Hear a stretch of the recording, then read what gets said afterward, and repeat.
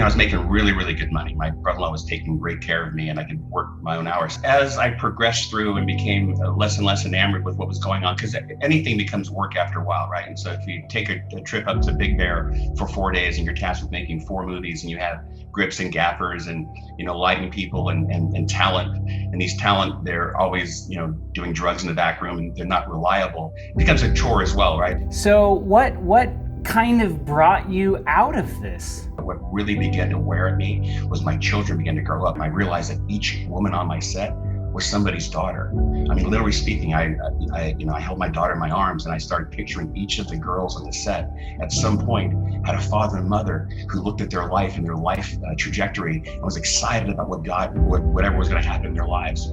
Were they going to be an attorney? Were they going to be, what they were going to be? And I realized that they were 18, they were 21, they were 23, and they were in my room and I was filming them having sex with other men. And it just began to grate on me that somewhere out there was a John whose daughter, and I started thinking about my daughter and just putting all the ends together, it began to really wear on me in such a way that, I was in my, again, mid-20s making great money and I walked away from that was the reason. I just could no longer look at myself in the mirror, come to work, and I saw them differently. And so when you see them differently, you don't see them as animals. You don't see them as something that's a means to an end. If you start connecting with them through your heart, you're gonna get stuck. I mean, you have stuff to get through, you have scenes to do, you have things that need to get happen and you cannot see them as people. It was not only physically exhausting, it was emotionally and spiritually exhausting, as I began that new trek. And then one day I just said, I'm done. And I just said, it's over. Emptying you. You bring up a really good point. I think that a lot of people don't see, they see the facade of pornography. They see the only one side of it. They actually don't see the person that's behind that window. And I've heard that a large portion of these girls, especially in today's pornography world, are trafficked. And they're not there voluntarily. They don't want to be there. I mean, literally off of the set, their handlers are sitting there forcing them to do those things. And to the viewers, it's like, if you just had that mentality, like, this could be my sister.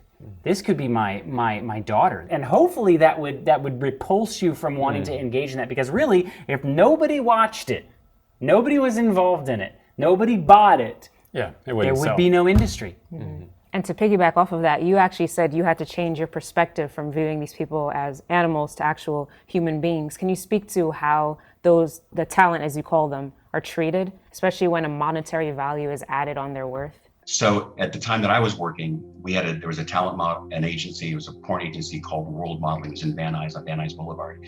And so what they would do is they put ads in papers across the country saying, come to Hollywood, be a star.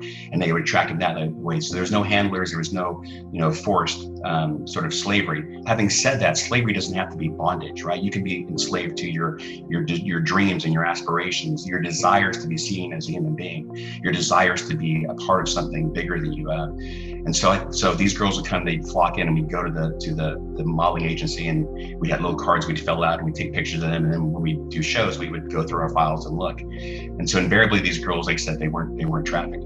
So obviously I was friendly. Obviously there was an interaction going on there. But to your question, I began to look beyond the response to see what was in her eyes, her emotions. And I realized there's a lot of things I wasn't seeing. If I was asking someone to do something, I wasn't seeing. There was a little bit of a reticence. There was a little bit of a void back there. And I'm not sure if I projected that or if I just was blind to it earlier.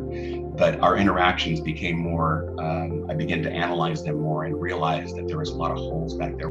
Everyone grows up with a hole in the heart that's God-shaped, as we say, right? God has this, we have a need for affirmation, need for validation, need for purpose, right? All those things are in our hearts. And pornography for these actors, the talent, as I call them, that's just a way to fill that void, right? And so these girls are filling that void, and many of them came from sexually abused backgrounds. Many of them came from backgrounds where their fathers had left. There was the pain and misery index, if you really were to read it correctly, which, like I said, I did not initially, was off the charts, both for boys and girls.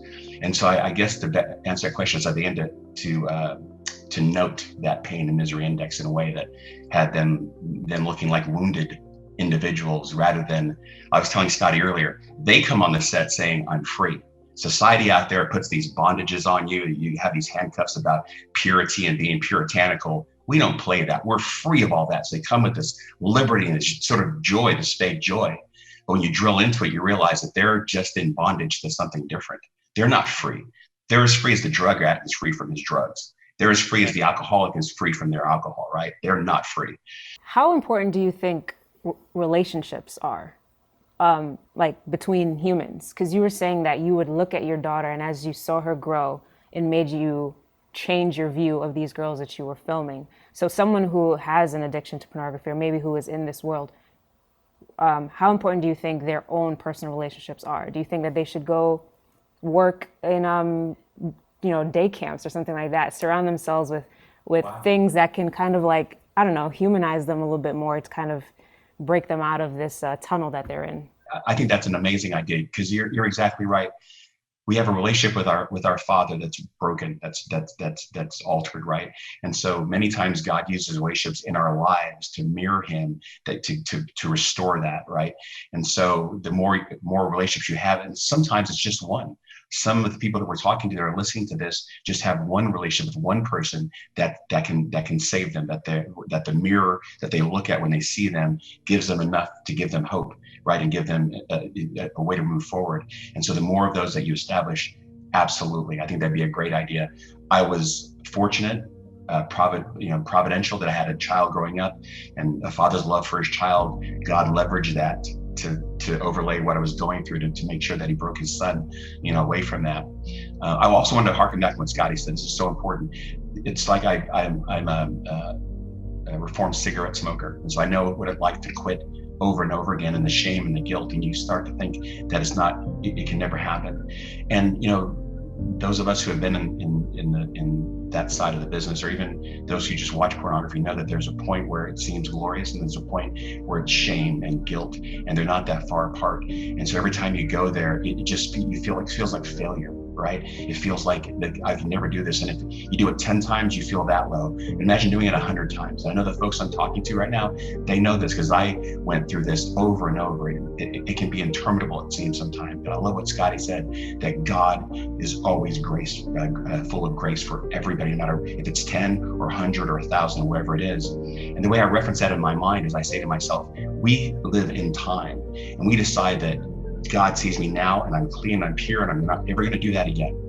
And then tomorrow when we do that, we think, oh my gosh, now God's upset with me. God was happy with me yesterday because I was clean and committed good. And tomorrow when I fail again for the 1,000th time, now He's unhappy. And to remind ourselves that God lives outside of time. When you thought God was happy with you, He already knew tomorrow was going to happen, and He was still happy with you. He still loved you. He still had grace for you. So it helps me to remember that as I struggle with things I struggle with, that as high as I feel today because I feel like I've given it up, and as low as I feel tomorrow, that the same God shines His love on me in both ways. And I need to get the feeling from the former day and shine on the latter day to give me strength to move forward. So I just wanted to piggyback on that thought, Scott. I thought that's bring that back around to what the Bible says in 2 Corinthians 5:17. It says, "Therefore, if anyone is in Christ, he is a new creation. Old things have passed away. Behold, all things have become new." New creation is a clean slate, right? It means what was before is no more. And so you have, no matter if it's pornography or alcohol or other drugs or any other addiction, whatever it is that you're struggling with, God says, I will wipe that away. I will wipe the slate clean. You will start over. You will be new in me.